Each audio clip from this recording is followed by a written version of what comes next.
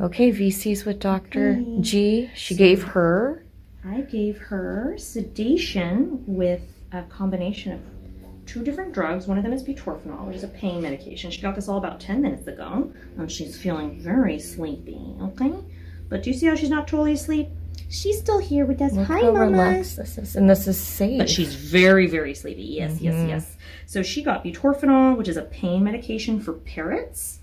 At least in parrots it is. It's not that great of a pain medication for other species, but for parrots it's great. And then she also got midazolam, which is related to Valium. And that is a muscle relaxant. Also in people, it's an amnesic. This is what I was going to tell you. In people, they have no memory of it after we reverse it. So oh, that's great. I like to think that the same thing happens with birds. So they don't hold grudges on really you. Ask them. Yeah, exactly. But that's what I hope. So I don't know how sedated she is. So I already did most of my physical exam, looking at her eyes, looking at her ears, looking at her nose, looking at her mouth. And honestly, she is pretty dang She looks good so far. Her mouth is kind of hanging I open. don't know if you're going to let me flip you over, but I'm going to try. Yeah, I'm going to try. Some species of birds, like, you know, like caiques and conures like to be on their back. I know. So this is her crap photo. She's like, oh, see how she's still conscious? Because she's like, hi, what's Victoria. going on? It's me. I still it's know me, what's Victoria. going on. I'm right here with you. I love you. And then look at her little feetsies. So she has those little, yes, the older birds get. Yes. And she has they're all wrapped, double wrapped, triple wrapped. Yeah. She's just got a little bit of what we call pododermatitis, or inflammation of the feet. That's not uncommon in older birds, from arthritis, or in her case, having a history of literally just like one perch option. Yeah. It was like a parakeet-sized perch. Totally nuts. Okay. For years. She's got good range of motion on both her Good ladies. job. She's got really nice breast muscle. Honestly, she's like teetering on being on the chunky side. Really? Teetering. Oh, Just teetering. We gotta dance more. Okay. Yeah. So I'll be careful with that. The other nice thing about this sedation protocol is that the midazolam part is reversible. So when we are all said and done, we can just reverse that part, give it a few minutes. She gets a little bit more wakey.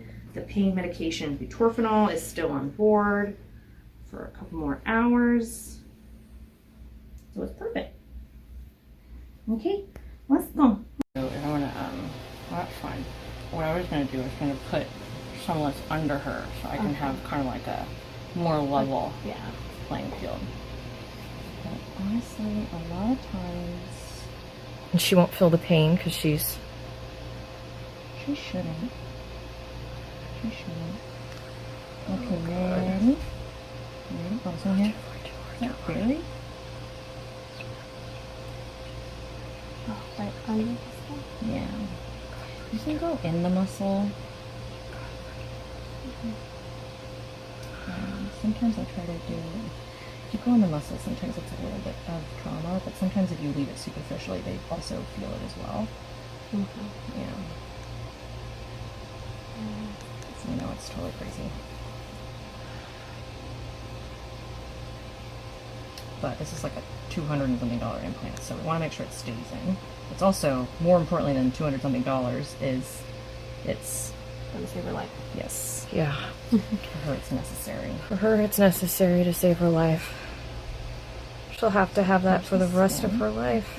You could do Twice a year. Done.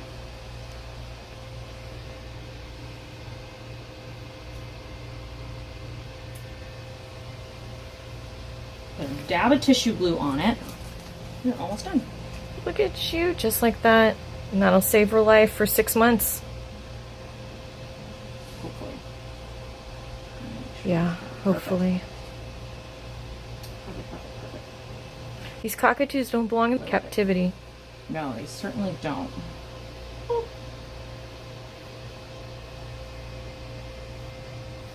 that's the whole where I went through. A little bit of fusing, that's okay. Okay. All good. In her belly, or what we call her coelom,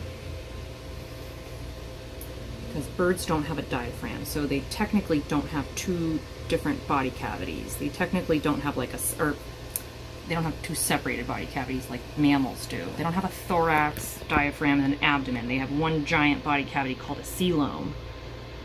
And I'm feeling her pubic bones are pretty narrow. But then again, she did get a loop puncture last week. Her coelom feels pretty normal-ish.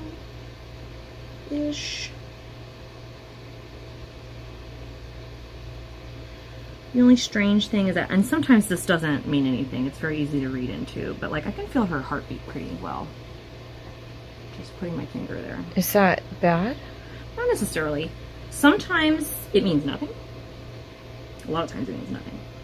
Sometimes it means that they actually have heart disease. Oh no. That's okay, because we are going to ultrasound her anyway. And honestly, I'm ultrasounding her to look for active ovarian follicles. Oh, okay. But I'll see a heart anyway, so that's fine. So I want to look. So her vent, what I'm looking for, I'm looking at the tone. The tone is not bad. It's not bad. I would say that that's fine tone. When the vent is super relaxed, it looks like either a frowny face or a smiley face. Like this. Or like this. Rather than like...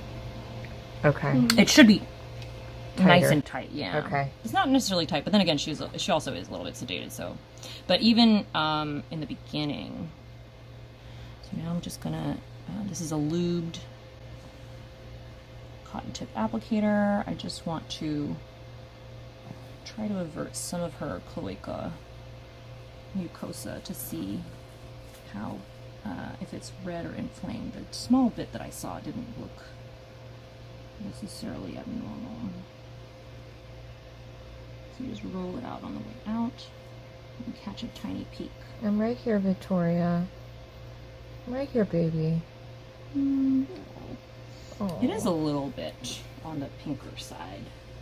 She might have a little bit of inflammation of the cloaca. And you know what? If she has Clostridium overgrowth on her poop cytology, then that would fit together, and we'll probably increase the meloxicam too. Okay. So go ahead and pour some alcohol on her neck. I know this looks really insane, but I promise you it's not insane. But this is her trachea. Isn't that nuts? This is her trachea right here. Wow. I know, totally nuts. Okay. I'm good for it. She's fine.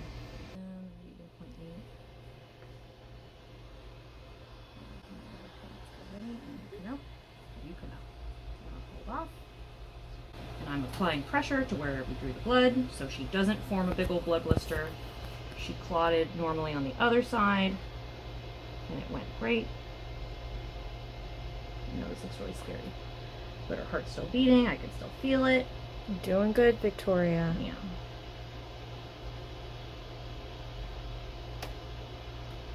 Honestly, she is one of the best birds ever.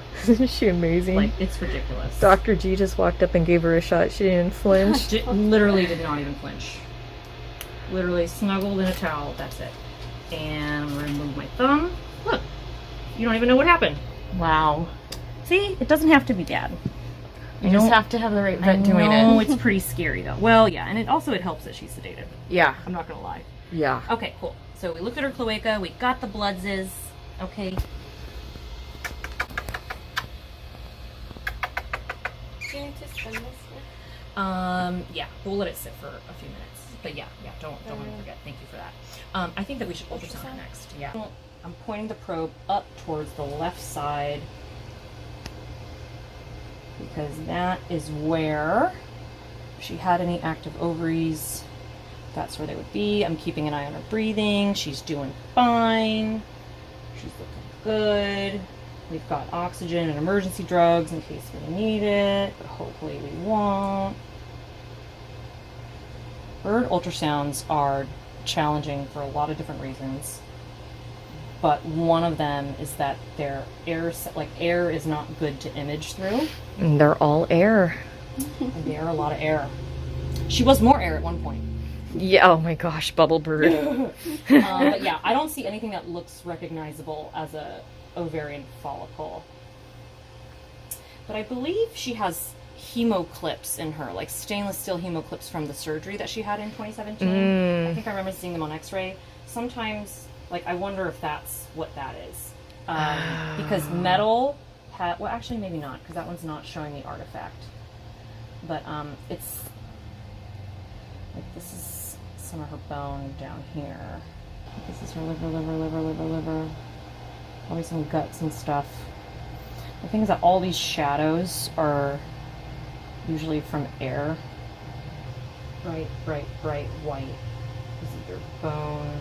If she did have reproductive disease, that's where it would be. But it's also got a lot of guts and stuff around it, plus air sacs. It's really hard to read through definitively unless I see something wildly abnormal, and then I could be like, okay, that's not normal.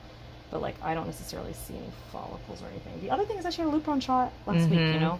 So even if she had an ovarian follicle, honestly, my biggest concern is that she, you know, may have like intermittently, okay, let me just wipe her off. She may have intermittently like ovulated internally. We'll literally never know unless you do exploratory surgery, which we're not doing. No. Right. You woke up. Oh, hi. I guess, She says, Dr. G, you need to hurry up, please. like, in 5 months, we can maybe try the new machine on her. See if we can find something after this, after Yes. the implant wears off. Yes, or we should put her on standing fluoroscopy. Yeah, standing fluoroscopy. Yeah. Which is like standing video x-ray. Oh, what is this? This is Yunnan Biao, which is a Chinese herb used to stop bleeding. And it's given, like, we give it to dogs who have like bleeding splenic tumors, like by mouth, but you can also use it topically. So I've been using it on birds lately, and I kinda you know, like it. septic powder can burn. Exactly. So this is not supposed to burn. So this doesn't eat the skin. Like, sometimes people put septic powder on cuts. I Yeah, see. I'm like, that what are really you burns. doing? You're better off just doing cornstarch. Right. So I'm just gonna smooth out the edges. Over here, So for this her is the sedation. flumazenil. This is flumazenil. This is a reversal Flumazenil. for bedazzleum. Give it in the muscle. No big deal. Cool. Go hang out with mom. Now she's gonna wake up. She's gonna wake up. I mean, she's already kind of awake. Ish. Healthy poop has what we call a pleomorphic population of bacteria. So like, it should be, you know, various different kinds, different shapes, different sizes of bacteria. That's like normal healthy poop. And some Clostridium. Honestly, I think she's probably been blasted with antibiotics so many times in her life in the last 4 to 5 years. So much. So many antibiotics that she may not have, like, what's missing is probably just like not, like, where's her normal bacteria? Oh no. You know what I mean? And we had this conversation a little bit before with like, maybe we should put her on probiotics. This is the probiotics Dr. G recommended for Victoria. I'll be mixing half a capsule in her food every day. I am looking forward to seeing the improvement in her stools. Hopefully the smell will go away and her tummy will feel better. I will keep you updated on how it goes. She's waking up, you guys. Here she is. Waking up, it went really well. She got her life-saving implant. She got blood work, ultrasound. There was a lot done today. A nail trim, all kinds of stuff, and they're looking at her poop sample right now to see if she has this type of bacteria that she just might have. So we'll see. But we're so thankful to have Dr. G and to let us go behind the scenes, let me watch and film for you guys so you guys can learn more about what happens behind the scenes to your birds when they're at the vet, or should happen, right? All right, you guys, well, we love you, and I'm going to pay attention to her while she wakes up, and her poop sample's coming soon. Bye, guys. Thank you for all your prayers and support. We love you. Bye.